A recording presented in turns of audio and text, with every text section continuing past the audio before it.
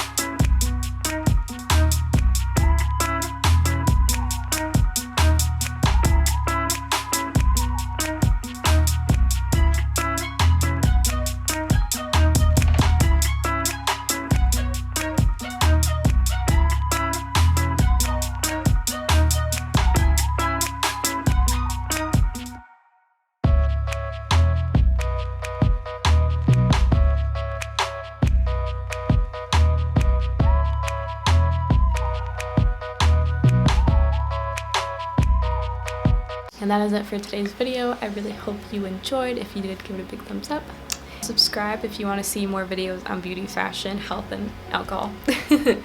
If you know where I'm getting that, or if you don't, I'll leave the link up here. Hit that notification bell if you want to be notified when I do upload. I upload between 1 to 2 times a week.